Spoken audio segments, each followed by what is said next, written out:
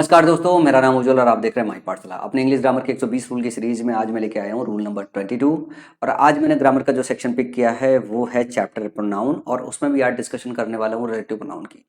Relative pronoun से आपके exam में बहुत सारे क्वालिटी क्वेश्चन पूछे जाते हैं। आज मैं 23 क्वेश्चन लेके आया हूँ। अगर मैं अभी तक बात करूँ रूल नंबर 22 से पहले, रूल नंबर 21 तक जब मैंने डिस्कशन किया है, 15-16 क्वेश्चन से ज़्यादा मैं पिक कर नहीं करता था रूल समझाने के लिए। लेकिन इस पर्टिकुलर जो है रिलेटिव प्रोनाउन से इतने क्वेश्चन आपके एग्जाम में बनाए गए हैं कि मुझे मजबूरी में 23 क्वेश्चन पिक करना पड़ा है। मतलब ये वीडियो की लेंथ थोड़ी लंबी होने वाली है और ये थोड़ा सा डिफिकल्ट भी है, लेकिन एक बार आप समझ गए ना तो मजा बहुत आएगा इनके क्वेश्चंस को सॉल्व करने में। सबसे पहले मैं जो है कुछ क्वेश्चंस आपके स्क्रीन पे पढ़ना चाहूंगा। जैसे क्वेश्चन है, she is one of the best mothers that has ever lived. CGL pre का क्वेश्चन है। The boy who studies hard he will pass with flying colours. CGL pre का क्वेश्चन है। The ant who was nearby walked forward and bit the hunter sharply in the ankle. ये पहले तीन question तीन अलग pattern के हैं। चौथा question, one of the boys who always give the correct answer is Samuel, ये चौथे पैटर्न का क्वेश्चन है। पांचवा, who do you think I met, ये पांचवे पैटर्न का क्वेश्चन है। इसी तरीके से 23 क्वेश्चन मैंने पिक किया है ताकि आपको सारा रिलेटिव प्रोनाउन समझ में आ जाए। मैं इस क्लास को और आगे बढ़ाऊं उसके पहले मैं उन सभी अपने छोटे भाइयों से जो है रिक्वेस्ट करना चाहूंगा कि जो लोग भी ये सीरीज को फॉलो कर रहे हैं, देखो ये वीडियो नंबर 22 है, तो प्लेलिस्ट पूरा फॉलो कीजिए और चैनल को सब्सक्राइब करके बेल आइकन बटन को प्रेस कर लीजिए। जब आप सीरीज खत्म करोगे तो आप देखोगे ग्रामर पे आपका बहुत अच्छा कमांड हो जाएगा। एटलीस्ट जब आप प्रैक्टिस करने जाओगे, क्वेश्चन देखोगे, तो आपको ये पता रहेगा कि ये 120 रूल्स वाली सीरीज में सर ने सब कवर करा रखा है। तो चलो मुद्दे की बात करते हैं। सबसे पहले मैं चाहूंगा कि मैं आपको रिलेटिव प्रोनाउन के विषय में उसकी थोड़ी बेसिक बता सकूं। देखो, साधारण भाषा में मैं आपको रिलेटिव प्रोनाउन पढ़ाता हूँ, मतलब ज़्यादा फैंसी भाषा में नहीं पढ़ाऊंगा, क्योंकि मैं मान के चलता हूँ कि जो मेरे कोर फॉलोअर हो सकते हैं, जो बच्चे हो सकते हैं, वो हिंदी माध्यम के बच्चे हो सकते हैं, उन्हें साधारण भाषा में चीज़ें ज़्यादा समझ में आती है। साधारण भाषा में आप ऐसे समझो कि जब भी आप कोई सेंटेंस देखो, सेंटेंस के मिड में का मतलब ऐसा नहीं कि एग्जैक्टली मिड में, मतलब पहले शब्द के बाद से लेके आखिरी शब्द के पहले में वो पूरा मिड होता है मेरे हिसाब से। अगर मिड में कहीं आपको ये शब्द देखने को मिले, who, whom, whose, which, that, when and where, तो आप ये समझ जाना ये रिलेटिव प्रोनाउन का काम कर रहे हैं। रिलेटिव प्रोनाउन का काम करते हैं। जैसा कि नाम है रिलेटिव प्रोनाउन, इसका मतलब रिलेटिव रिलेशन से बना हुआ है। तो ये जो प्रोनाउन है ना, वो संबंध बताते हैं। जैसे दो इंडिपेंडेंट सेंटेंसेस है, मैं एक एग्जांपल के फॉर्म में लिखता हूं। आई नो ए बॉय, मैंने एक सेंटेंस लिखा कि मैं एक लड़के को जानता हूं। फिर मैंने सेंटेंस लिखा the boy is a doctor. वो वाला लड़का जिसको मैं जानता हूं वो क्या है, वो एक डॉक्टर है। अब ये दो अलग अलग सेंटेंस है, मैं ये दो अलग सेंटेंस नहीं लिखना चाहता हूं, मैं इसको कंबाइन करना चाहता हूं। तो मेरे को ये समझ में आ रहा है कि ये जो सेंटेंस 2 है, ये वाला जो सेंटेंस है, इसका रिश्ता इससे है, क्योंकि ये वाले जो सेंटेंस है इस लड़के के विषय में ही इंफॉर्मेशन है। तो दो सेंटेंस जब एक दूसरे से संबंधित होते हैं तो हम उनको दो नहीं रहने देते हैं, उनको हम ग्रुप करके एक सेंटेंस में कन्वर्ट कर देते हैं। इसको कुछ इस तरीके से कन्वर्ट करते हैं, I know a boy who is a doctor, who is a doctor. I know a boy who is a doctor. अब इसमें थोड़ा करेक्शन आर्टिकल का भी करना पड़ेगा। जब ऐसे कंबाइन करते हो तो मैंने रूल पढ़ा रखा है, जब भी किसी नाउन के विषय में आगे उसका एडिशनल इंफॉर्मेशन दे दिया जाए तो एक ही जगह उसको हम क्या कर देते हैं, द। एक तो ये करेक्शन करना पड़ेगा जब ये सेंटेंस कंबाइन कर रहे होगे, और फिर हम एक रिलेटिव प्रोनाउन लेके आते हैं संबंध बताने के लिए, उसको इंट्रोड्यूस करते हैं और सेंटेंस को कंबाइन कर देते हैं। अब ये जो हु लगाया हुआ है, कभी यहाँ पे हु होता है, कभी हुम होता है, कभी विच होता है, कभी दैट होता है, ठीक है। तो दोनों सेंटेंस को कंबाइन करके हम एक कर देते हैं। तो कब हम हु लगाते हैं, कब हम हुम लगाते हैं, कब हम विच लगाते हैं, कब दैट लगाते हैं, कब हुज लगाते हैं, कब वेन लगाते हैं, कब वेयर लगाते हैं, यही हमको सीखना है। फिर ये समझना है हमको कि कितने पैटर्न के क्वेश्चंस जो है बनते हैं, जो एग्जाम में आपको चेक करना रहता है। तो सबसे पहले आपको बेसिक समझना है कि कब हु लगाएंगे, कब हुम लगाएंगे, कब विच लगाएंगे, कब दैट लगाएंगे, कब वेन लगाएंगे, कब वेयर लगाएंगे। तो हम बात करें हु, हुम और हुज की, तो सबसे पहले इन्हें ध्यान रखना कि ये सेंटेंस के अंदर तब आते हैं जब हमें पर्सन की चर्चा करनी होती है। हु का इस्तेमाल हम तब करते हैं जब हमें सब्जेक्ट डालना होता है। हुम हम तब डालते हैं जब हमें ऑब्जेक्ट डालना हो। हुज तब डालते हैं जब हमें पोजीशन दिखाना हो, विच हम तब डालते हैं जब हमें नॉन लिविंग थिंग की बात करनी है, जब हमें नॉन लिविंग थिंग की बात करनी है। दैट का इस्तेमाल हम कब कब करते हैं ये आपको सीखना है, आप साथ में नोट्स भी बना लो।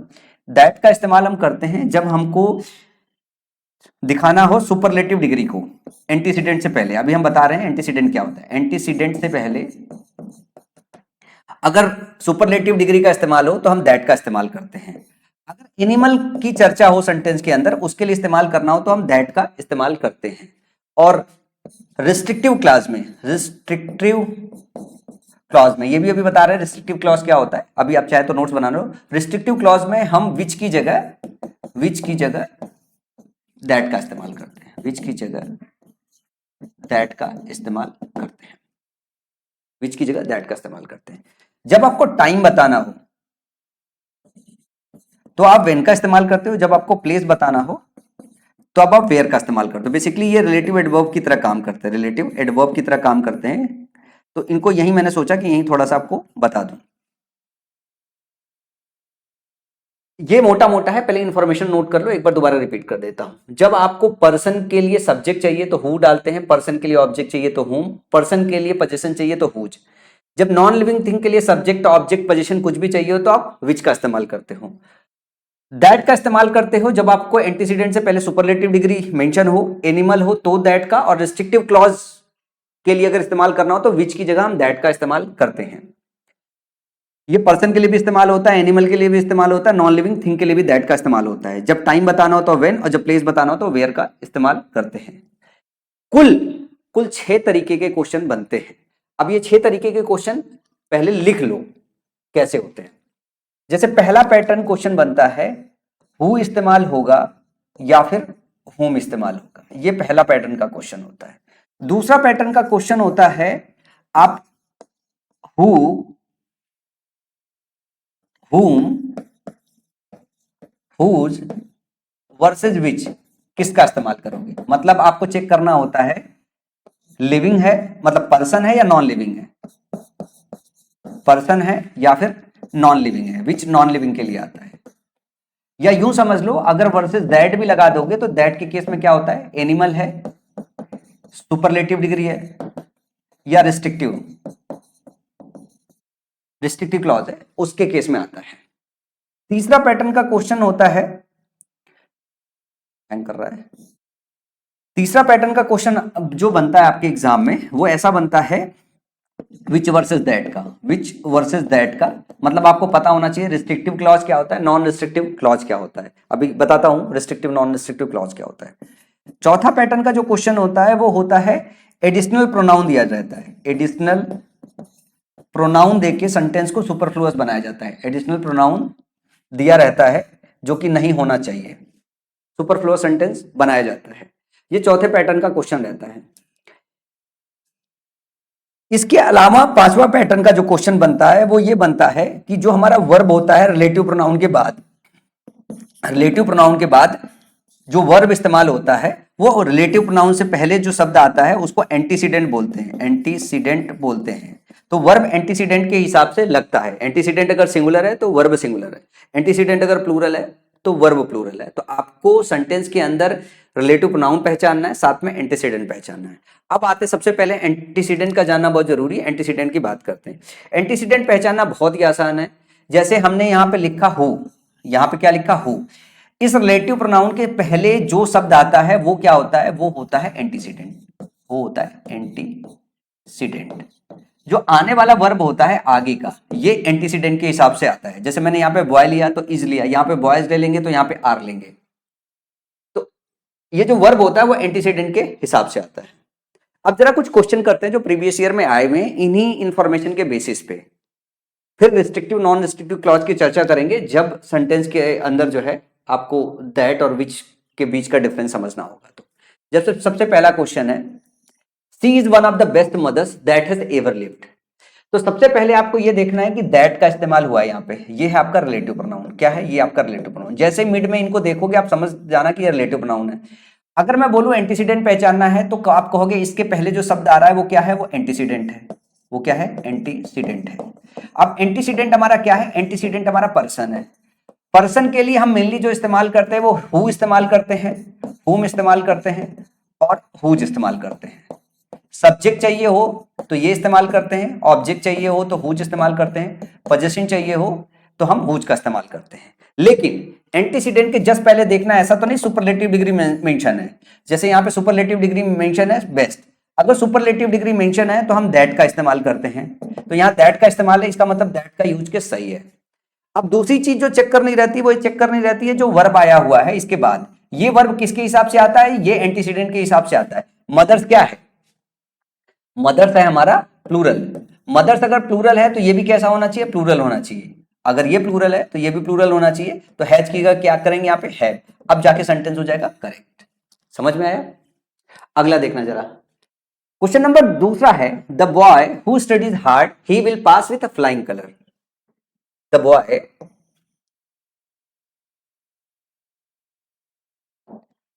Boy who studies hard he will pass with flying colour. जब भी इस तरीके का है तो सबसे पहले रिलेटिव प्रोनाउन देखो। ये रिलेटिव प्रोनाउन देख लिया।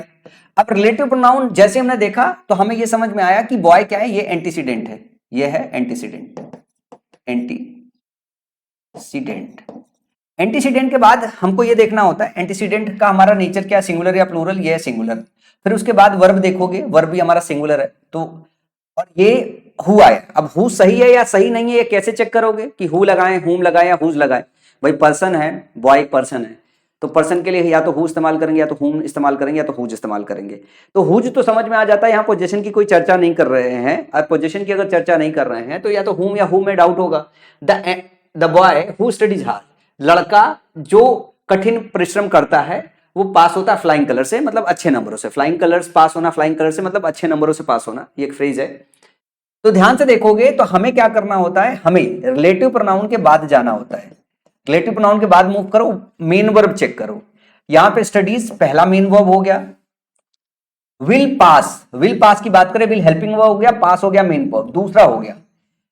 जब ये दो मेन वर्ब होंगे तो हर मेन वर्ब के लिए एक सब्जेक्ट होना चाहिए। तो मैंने ये कहा कि स्टडीज के लिए मैंने हु मान लिया, एक मान लिया मैंने, स्टडीज के लिए हु हमारा एक सब्जेक्ट हो गया।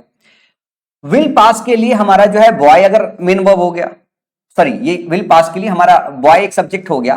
फिर हम देख रहे हैं हमारे पास कोई और मेन वर्ब नहीं बचा हुआ है, और कोई मेन वर्ब नहीं बचा हुआ है। ध्यान से देखो, सब्जेक्ट हमारे पास एक ये है, दूसरा ये है, और ये तीसरा प्रोनाउन है, ये भी सब्जेक्ट है। ही क्या है, सब्जेक्टिव केस है, मतलब सब्जेक्ट हो गया। तो आपको नहीं लग रहा है कि द बॉय, हु और ही, ये तीन सब्जेक्ट हो गए, दो मेन वर्ब है। बड़ी नाइंसाफी है, जितने मेन वर्ब होना चाहिए भैया उतना ही सब्जेक्ट होना चाहिए सेंटेंस के अंदर ग्रामेटिकली। तो या तो ये हो सकता है कि हु को हुम बदल दें, या तो ये हो सकता है कि ये जो प्रोनाउन है ना इसको हटा दे, ये जो प्रोनाउन है इसको हटा दे। तो इस सेंटेंस के अंदर प्रोनाउन आप हटा दो। द बॉय जो कठिन परिश्रम करता है वो पास होता है फ्लाइंग कलर से। अब इसको पढ़ने का तरीका, देखने का तरीका कैसे है, आप इसको ऐसे देखो। इस पर्टिकुलर सेक्शन को मैं ये कहता हूं, इस पर्टिकुलर सेक्शन को, इस वाले सेक्शन को, इधर वाले को, अब इसको आप इरेज कर दो। जरा देखो, देखो सेंटेंस की मीनिंग निकल रही है, देखो सेंटेंस की मीनिंग निकल रही है। The boy will pass with flying colour, हम इसकी मीनिंग निकाल के कह सकते हैं ना, लड़का फ्लाइंग कलर से पास हो जाएगा, अच्छे नंबरों से पास हो जाएगा। सेंटेंस सही है। अब हमने क्या काम किया, इस लड़के के विषय में एक अतिरिक्त जानकारी दे दी है, एक अतिरिक्त जानकारी दे दी है, एक अतिरिक्त जानकारी क्या दे दी है, ध्यान से देखो। हु स्टडीज हार्ड, अब ये जरा ही हम गायब कर दें और मैं यूं कह दूं कि बच्चा, भैया, मेरे दोस्त लोग, छोटे लोग, भाई लोग, कि ये जो सेक्शन है, ये जो है मैंने एक अतिरिक्त इंफॉर्मेशन दे दी, एक अतिरिक्त इंफॉर्मेशन दे दी किसके विषय में, इस लड़के के विषय में, कि लड़का जो कठिन परिश्रम करेगा वो अच्छे नंबरों से पास होगा। बोलोगे बिल्कुल सही। तो ये जो द बॉय है ना, will pliers with flying colour, ये इसके लिए सब्जेक्ट था। यहां जो ही है ना वो खाली डाल दिया गया, रिदम में फिट बैठ रहा था, ये अननेसेसरी था। तो ये एक टाइप का आपके पास जो है प्रोनाउन इंट्रोड्यूस किया जाता है इस तरीके के क्वेश्चंस में। तो आपको इसको चेक करने के लिए ये चेक करना रहता है कितना मेन वर्ब है, जितना मेन वर्ब होगा उतना ही सब्जेक्ट होना चाहिए। अगर सब्जेक्ट जाता है तो एडिशनल सब्जेक्ट को आपको रिमूव करना होता है। तो यहां पे एडिशनल सब्जेक्ट जो है मैंने ही को रिमूव कर दिया है। एक ये क्वेश्चन बनता है जिसमें एडिशनल प्रोनाउन दिया रहता है, एडिशनल प्रोनाउन दिया रहता है, और दूसरा पैटर्न का क्वेश्चन बनता है जिसमें हु को हुम से रिप्लेस करना होता है। जब हु को हुम से रिप्लेस कर दोगे तो ये क्या हो जाएगा, ये ऑब्जेक्ट हो जाएगा। जब ये ऑब्जेक्ट हो जाएगा तो सब्जेक्ट आपका बैलेंस हो जाता है। वो तब होता है जब आपको हु चाहिए या हुम चाहिए, तो भी इसी तरीके से चेक करते हो, कि हु चाहिए या हुम चाहिए। सबसे आसान तरीका हिंदी भाषी बच्चों के लिए एग्जाम में यही होता है कि हु और हुम चेक करने का तरीका यही है कि पहले वर्ब चेक करो, उसके कितने मेन वर्ब हैं, मतलब मेन वर्ब चलो, उसके कितने सब्जेक्ट हैं। अगर सब्जेक्ट सारे के सारे हैं तो एडिशनल प्रोनाउन दिया है तो प्रोनाउन हटा दो, और एडिशनल प्रोनाउन नहीं दिया है तो हु को हुम में बदल दो। चलो आगे चलते हैं, क्वेश्चन नंबर 3 देखते हैं। लिखा हुआ द एंट, एंट क्या है हमारा, एनिमल है।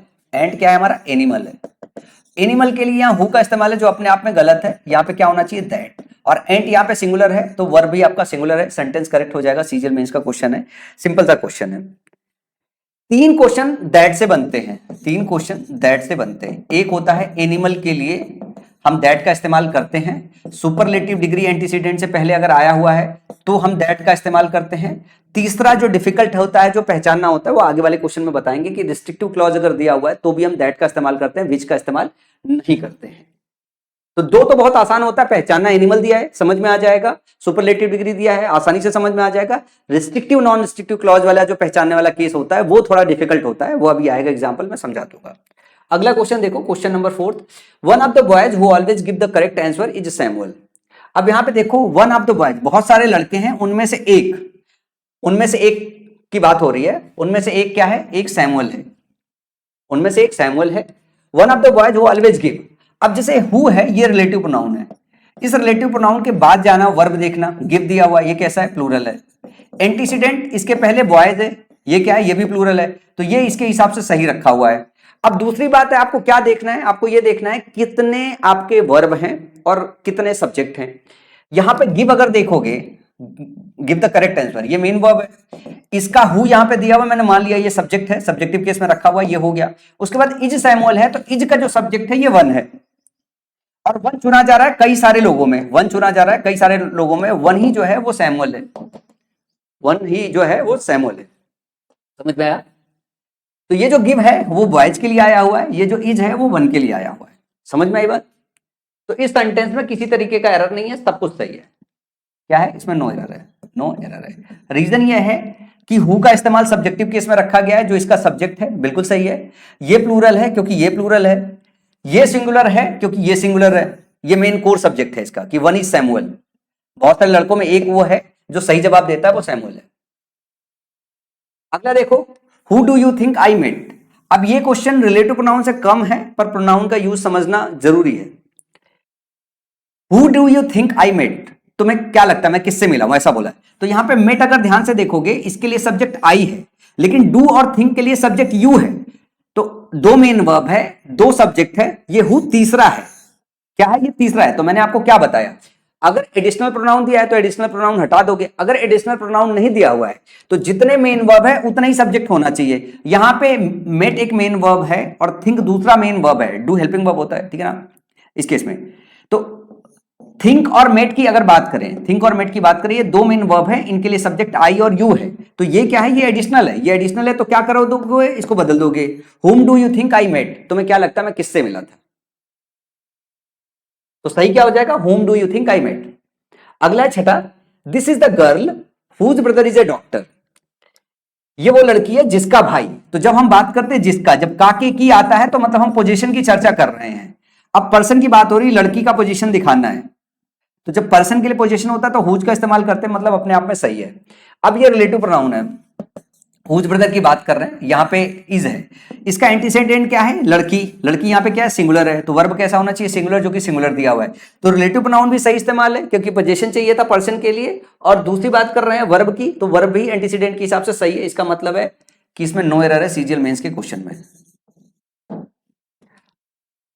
अगले क्वेश्चन की बात करते हैं, this is the sport person whom I think has won the much coveted prize। अब ये क्वेश्चन है जो आपको और अच्छे से समझाएगा who versus whom। ये क्वेश्चन है who इस्तेमाल करे वर्सेस whom इस्तेमाल करे। चेक करने का क्या तरीका है, सबसे पहले रिलेटिव प्रोनाउन जो है उसको मार्क कर लो, कर लिया मैंने, हमें मिल गया ये मेरा रिलेटिव प्रोनाउन है, आपने भी कर लिया होगा। फटाफट इसको पहचानने में कोई देर तो लगती नहीं। अब आपको क्या काम करना है, इसके बाद जाना है, पहले मेन वर्ब चेक करना। आई थिंक ये मेन वर्ब है। अगर ये मेन वर्ब है तो ध्यान से देखो, इसका सब्जेक्ट आई भी यहीं पे मेंशन है, मतलब ये सेटल हो गया। फिर हैज वॉन, ये हेल्पिंग वर्ब है और ये मेन वर्ब है। अब इसका सब्जेक्ट चाहिए, इसका सब्जेक्ट तो है ही नहीं है। अब जैसे दिस है, इज दिया हुआ है, तो ये इसके लिए है स्पोर्ट पर्सन को, तो ये अपने आप में ही सेटल करे डाल रहा है। तो अभी जो हैज वॉन है ये सेटल नहीं हुआ है, ये हेल्पिंग वर्ब मेन वर्ब, इसका सब्जेक्ट चाहिए और इस इधर कोई सब्जेक्ट नहीं है। अगर इधर कोई सब्जेक्ट नहीं है इसका मतलब क्या है, ये जो होना चाहिए वो सब्जेक्टिव केस में होना चाहिए। तो हुम को किससे रिप्लेस करो, हु से रिप्लेस करो। Who I think has won the much coveted prize. अब इसको समझने के लिए एक और काम कर सकते हो, जैसे मैं इसको हटा दूं, ध्यान से देखो, अगर इसको मैं हटा दूं, ये आई थिंक को हटा दूं, आप इस सेंटेंस को जरा पढ़ना। This is the sport person, ये वो स्पोर्ट पर्सन है who has won the much coveted prize. तो हैज वॉन के लिए यहां सब्जेक्ट चाहिए, तो हुम की जगह आप यहां पे क्या डाल दो, यहां पे हु डाल दो। Who has won the much coveted prize, अब भी सही है। अब ये आगे जो है ना वो थोड़ा सा इंफॉर्मेशन दे दिया गया कि मैं सोचता हूं, who I think has won the, जो मैं सोच रहा हूं, तो आई थिंक और अपना ये जो सब्जेक्ट है खुद लेके आया बीच में, तो ये हैज वॉन के लिए सब्जेक्ट चाहिए था, यहां पे होम दिया हुआ है तो गलत था। तो करेक्शन क्या चाहिए सेंटेंस में, इस सेंटेंस में करेक्शन ये है कि होम की जगह आपको रिप्लेस करना है हु से। अगला क्वेश्चन देखो, Vicky is the one who always finds faults with what ever Priya Dutch. Vicky, Vicky एक है, Vicky is the one, Vicky एक है, कई लोग होंगे उनमें से एक है। हु ऑलवेज फाइंड्स, अब ये रिलेटिव प्रोनाउन है। रिलेटिव प्रोनाउन में ध्यान से देखना कि ये पर्सन के लिए आया हु, सही है। अब ये देखना है कि हु होना चाहिए या हुम होना चाहिए। तो फाइंड्स यहां पे आपका मेन वर्ब है, जब फाइंड्स मेन वर्ब आगे जाओगे with what ever Priya Dutch, ये जो डच है इसके लिए सब्जेक्ट प्रिया है, सेटल हो गया यहां पे। इधर ध्यान से देखो, फाइंड फॉल्ट्स की बात कर रहे हैं, पाना, इसके लिए सब्जेक्ट दिया नहीं है, सब्जेक्टिव केस में, मतलब अपने आप में सही है। अब ये देखना है कि इसका एंटीसीडेंट कैसा है, इसका एंटीसीडेंट सिंगुलर है और जो फाइंड्स है ये भी सिंगुलर है, तो ये और ये दोनों एक दूसरे के साथ करेक्ट है, सब्जेक्ट वर्ब एग्रीमेंट में है, ये इसका सब्जेक्ट होता है, एंटीसीडेंट ही आगे वाले का सब्जेक्ट होता है। ये सिंगुलर है, ये सिंगुलर होना चाहिए, ये सिंगुलर है, ये सिंगुलर है, इसका मतलब सेंटेंस में कोई एरर नहीं है, यहाँ पे नो एरर है, मतलब सब कुछ ठीक है। अगला क्वेश्चन देखो, Sarath is one of the latest in the list of contemporary Marathi movies which appeared in recent times। अब ये आ रहा है नवा क्वेश्चन, जहां पे हमको ये चेक करना है विच दिया हुआ रिलेटिव प्रोनाउन, विच दिया हुआ रिलेटिव प्रोनाउन। तो विच यहां सही है या विच की जगह हम दैट लगाएंगे। तो डिस्कशन आता है कि what is the restrictive clause और non restrictive clause. Restrictive clause को डिफाइनिंग क्लॉज भी बोलते हैं, तो आपको ये समझना बहुत जरूरी है कि रिस्ट्रिक्टिव क्लॉज क्या होता है, restrictive clause, non restrictive clause क्या होता है। तो मैं साधारण शब्दों में आपको बताता हूं। रिस्ट्रिक्टिव क्लॉज का मतलब ये हो गया रिस्ट्रिक्ट करना, बंधित होना, एक तरीके का ऐसा क्लॉज जो बंधित हो। बंधित होने का मतलब सेंटेंस में उसका होना बहुत जरूरी है। अगर उसको सेंटेंस से अगर हम हटा देंगे तो सेंटेंस की जो कोर मीनिंग है वो बदल जाएगी। नॉन रिस्ट्रिक्टिव क्लॉज वो होते हैं जो सेंटेंस में हम डालते तो हैं और सेंटेंस से अगर हम रिमूव कर देते हैं तो सेंटेंस की कोर मीनिंग नहीं बदलती है। तो बात यह आता है कि जो रिस्ट्रिक्टिव क्लॉज होता है उसमें हम दैट का इस्तेमाल करते हैं, विच का इस्तेमाल नहीं करते हैं। अब अगला सवाल आता है कि सर ये तो बात हो गई सुनने सुनाने की, सर सेंटेंस के अंदर पहचानेंगे क्या। तो बहुत आसान होता है पहचानना। जो रिस्ट्रिक्टिव क्लॉज होता है वो विदाउट कॉमा होता है, जो नॉन रिस्ट्रिक्टिव क्लॉज होता है विथ कॉमा होता है। मैंने कुछ एग्जाम्पल्स भी लिए हैं ताकि आप इस चीज को समझ पाओ जो है साधारण भाषा में, ठीक है ना। तो जैसे रिस्ट्रिक्टिव क्लॉज ऐसा लिया हुआ है, the girl who won the race is my sister. लड़की जिसने रेस जीता है वो मेरी बहन है, लड़की मेरी बहन है। अगर मैं इस वाले सेक्शन को हटा दूं ना तो पूरी मीनिंग ही खराब हो जाएगी। The book that you gave me, किताब जो है जो तुमने मुझे दिया था वो इंटरेस्टिंग है। ये दैट यू गेव मी जरा ध्यान से देखो ना, ये जो चीज है ये सेंटेंस के अंदर लगा रहेगा, इसको हटाओगे तो सेंटेंस की कोर मीनिंग बदल जाएगी। This is the school where I studied, ये वो स्कूल है जहां मैं पढ़ा था। तो वेयर आई स्टडीज, अब इसमें क्या खास बात होती है, इसमें कॉमा नहीं होता है, इसमें क्या नहीं होता है, कॉमा नहीं होता है। तो कोर यही पहचानने का तरीका है, no comma are used. Restrictive clause में कॉमा का इस्तेमाल नहीं करते। जबकि नॉन रिस्ट्रिक्टिव क्लॉज की अगर बात करें, नॉन रिस्ट्रिक्टिव क्लॉज की बात करें तो कुछ इस तरीके से बनाया जाता है, my mother who is a doctor loves gardening, यहां पे कॉमा है, फिर यहां पे कॉमा है। The Taj Mahal which is in India is a world famous monument, my friend whose father is an artist invited me to his gallery. तो यहां पे क्या है, कॉमा लगा हुआ है, कॉमा लगा हुआ है। तो सेंटेंस के अंदर अगर कॉमा का इस्तेमाल ना हो, अगर कॉमा का इस्तेमाल ना हो और विच दिया हो तो विच को रिप्लेस करके जो है, अगर कॉमा ना दिया विच दिया हो तो इसको रिप्लेस करके दैट लगा देना।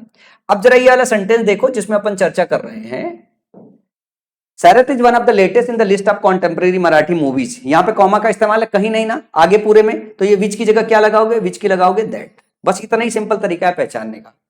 तो आप ज्यादा रिस्ट्रिक्टिव क्लॉज और नॉन रिस्ट्रिक्टिव क्लॉज के चक्कर में वैसे मत पड़ो कि आपको इन डेप्थ जाके समझना है। आपको ऐसे समझो, कॉमा अगर नहीं लगा है तो दैट का, हिंदी भाषा बच्चे देखो ऐसे ही क्वेश्चन एग्जाम में जाके क्वेश्चन करना है, तो मैं मतलब ट्रिक्स बता रहा हूं कैसे क्वेश्चन ऐसे तोड़ते हैं।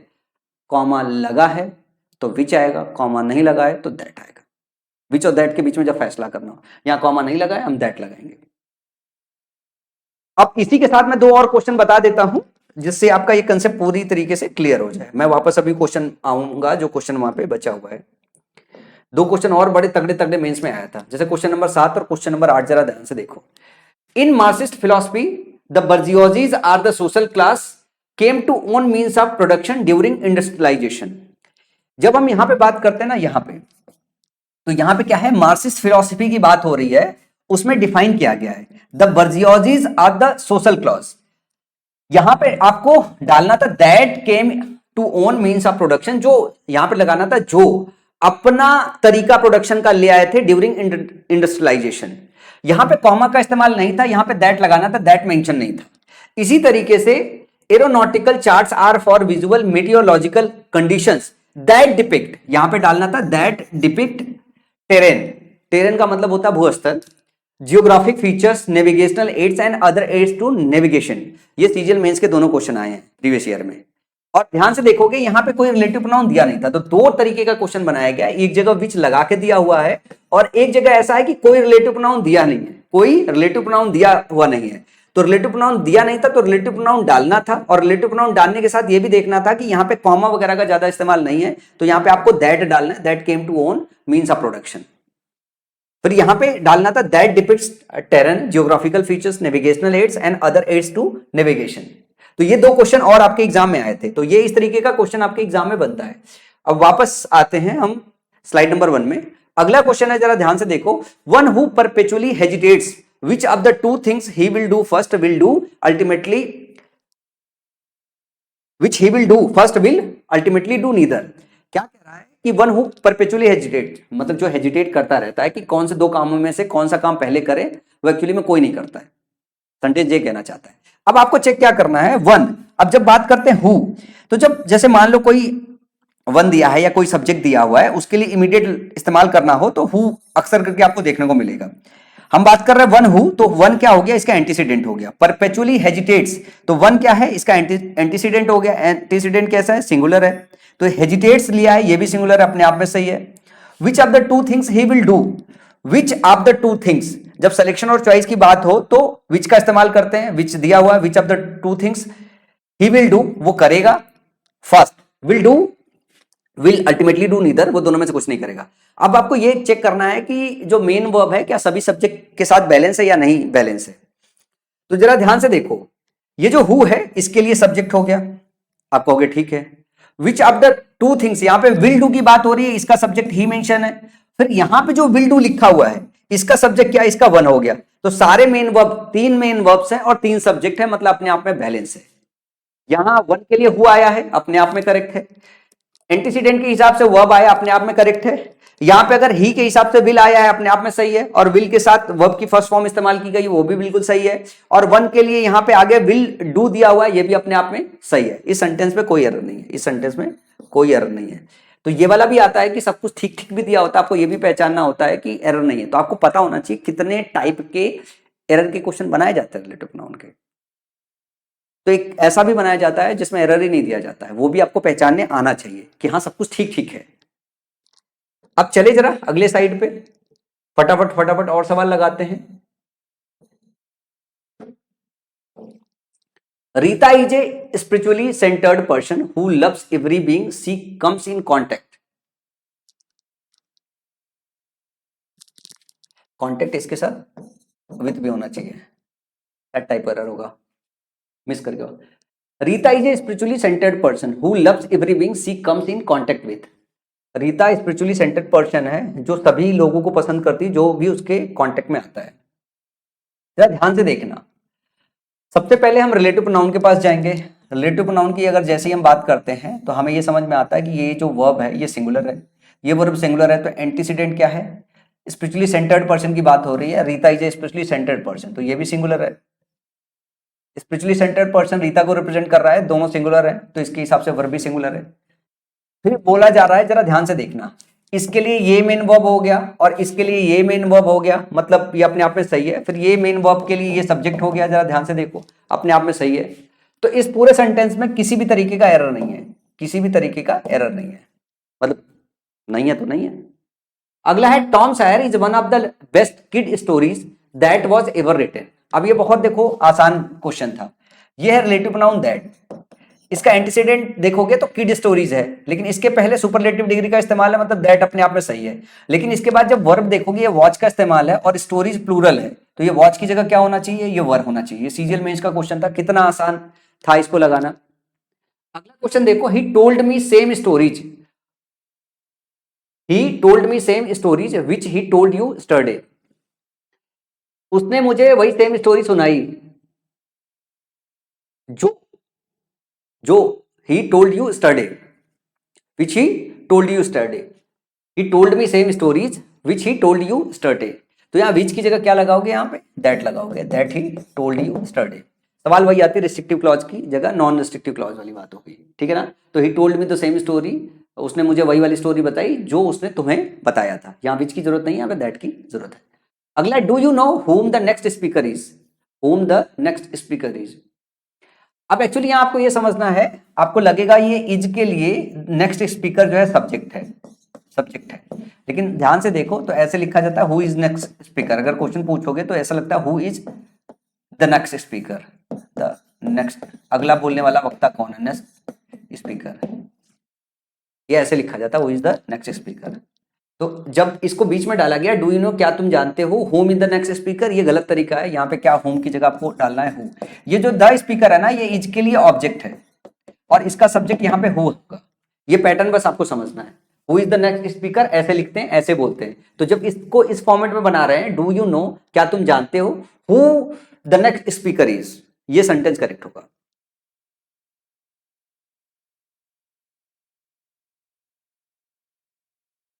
और ये जो क्वेश्चन मार्क आया है ना, वो इसके लिए आया है।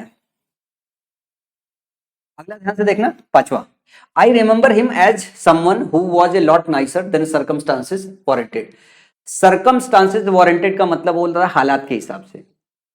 आई रिमेंबर हिम, मैं उसे जानता हूं, उसे याद करता हूं, एज समवन इस तरीके से, who has a lot nicer, who was a lot nicer, जो कि ज्यादा नाइसर था, देन सर्कमस्टांसेस वारंटेड। अब इसमें आपको समझना है क्या है, सबसे पहले तो रिलेटिव प्रोनाउन है। रिलेटिव प्रोनाउन की अगर हम बात करें तो ये क्या है, ये हु दिया हुआ है, हु के पहले एंटीसीडेंट समवन हो गया, फिर वॉज हो गया वर्ब, तो ये सिंगुलर अपने आप में सही है।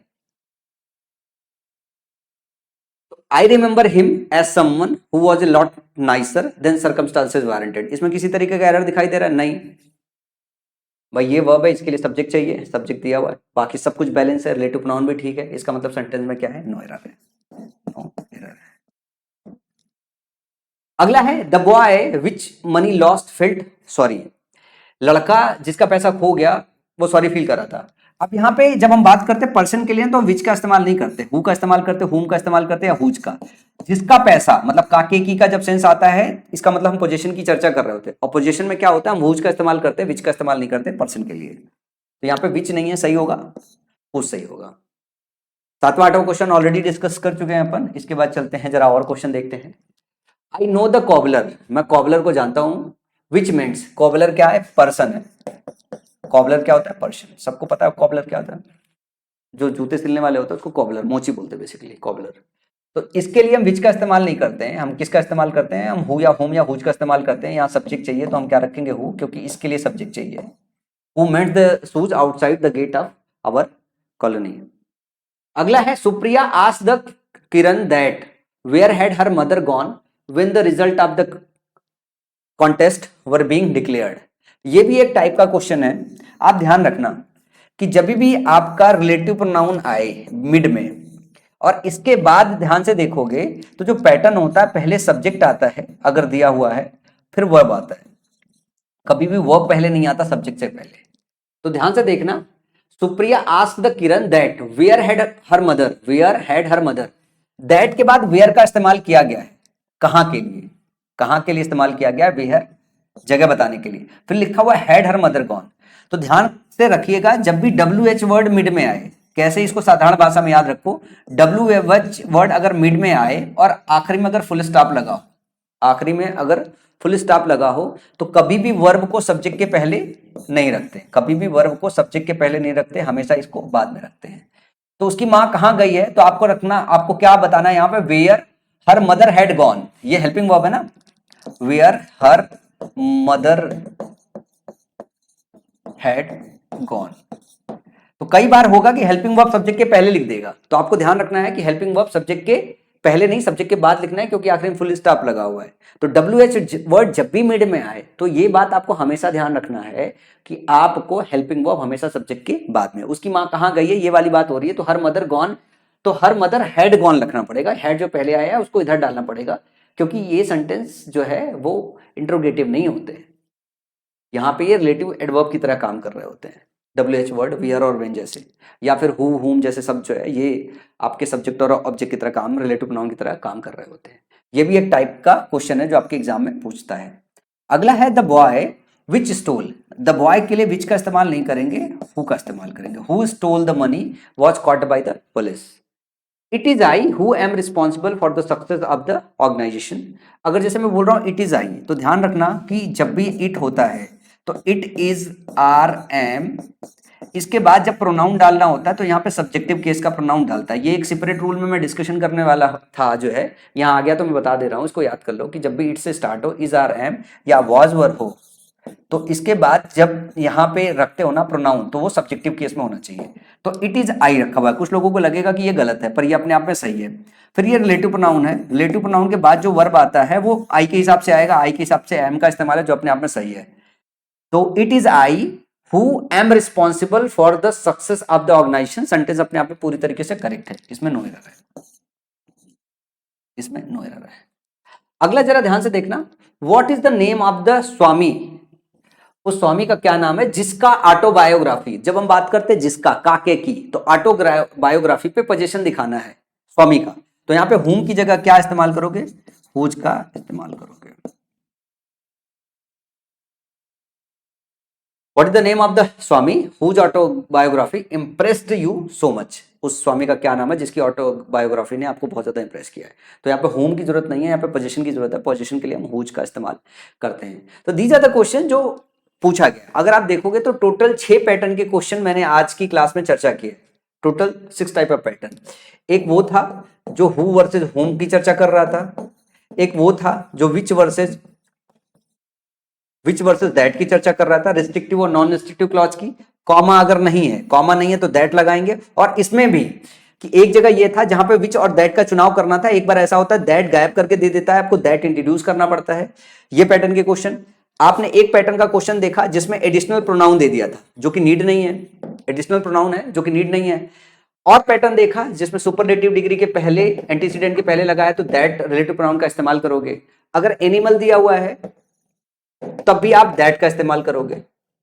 और फिर आप देखोगे कि अगर हु दिया हुआ है और पर्सन की बात, अगर पर्सन की बात हो रही है, अगर विच दिया हुआ है, तो आप इसकी जगह क्या इस्तेमाल करोगे, आप हु का इस्तेमाल करोगे। और अगर पजेसिव केस में विच का इस्तेमाल दिया हो तो इसकी जगह किसका इस्तेमाल करोगे, हुज का इस्तेमाल करोगे। और एक और चीज दिया हुआ है मिड में सेंटेंस के क्या होता है, कई बार ऐसा होता है कि जो हेल्पिंग वर्ब होता है सब्जेक्ट के पहले दे दिया जाता है, जो कि सब्जेक्ट के बाद होना चाहिए। तो दीज आर द पैटर्न जो आपके एग्जाम में क्वेश्चन बनता है। और भूल गया, इसमें एक पैटर्न और ऐड है कि हमको क्या करना होता है, जो रिलेटिव प्रोनाउन के बाद का वर्ब है उसको एंटीसीडेंट, रिलेटिव प्रोनाउन के एंटीसीडेंट से मैच कराना रहता है। तो this type of question are asked in the examination, ध्यान रखना है आपको। ये कोर कट टू कट तरीका है। अगर किसी बच्चे को पूरा सीखना है, क्या अगर किसी बच्चे को पूरा सीखना है, पूरा सीखने का मतलब हो गया कि रिलेटिव प्रोनाउन शुरू से लेकर आखिरी तक, जिसमें मैं पूरा प्रॉपर तरीके से उसको ये समझाऊं कि कैसे हमने रिप्लेस किया जो है सब्जेक्ट जहां पे हमने हु लगाया, कैसे मैंने रिप्लेस किया जो है ऑब्जेक्ट जिसके लिए मैंने होम लगाया, कैसे मैंने रिप्लेस किया जो है पोजीशन, जिसके लिए मैंने हुज लगाया, मेल है फीमेल है, पूरा का पूरा डिटेल। तो आपको क्या है ना, फाउंडेशन कोर्स एक बार करना पड़ेगा, जिसमें अगर आपकी बेसिक्स बहुत बहुत बहुत खराब है, बहुत बहुत बहुत खराब है, इस चीज को लर्न करना है तो आपको फाउंडेशन बैच ज्वाइन करना पड़ेगा। आप माई पाठशाला ऐप पे जाके मेरा एक फाउंडेशन कोर्स होगा, आप उसको ज्वाइन कर सकते हो। या दूसरा तरीका ये है कि आप माई पाठशाला की इंग्लिश ग्रामर की किताब जो है वो ऑर्डर कर लो, उसके साथ पूरा का पूरा कोर्स कंबाइंड होकर फ्री में आपको मिल जाता है। मतलब उसके लिए आपको एडिशनल पे करने की जरूरत नहीं, मेरा पूरा कोर्स उस किताब के साथ फ्री रहता है, आप वहां से भी इसकी पढ़ाई कर सकते हो। तो मैं उम्मीद करता हूं जो है कि आप आज की जो रिलेटिव प्रोनाउन की क्लास है रिवीजन के लिए प्रॉपर लोगे। और जो आज की क्लास में मैंने पढ़ाया है वो तो मैंने वो पढ़ाया है कि किस 6 पैटर्न के क्वेश्चन बनते हैं, आप डायरेक्टली क्वेश्चन देख के कैसे वो पैटर्न एनालाइज करोगे और कैसे उसको करेक्ट करोगे। चलो अगली क्लास में मिलते हैं रूल नंबर 23 के साथ, कुछ और अच्छा लेके आऊंगा अगले रूल में। तब तक के लिए अपना ख्याल रखो, पढ़ाई करते रहो और प्लेलिस्ट एक्सेस करना ना भूलना।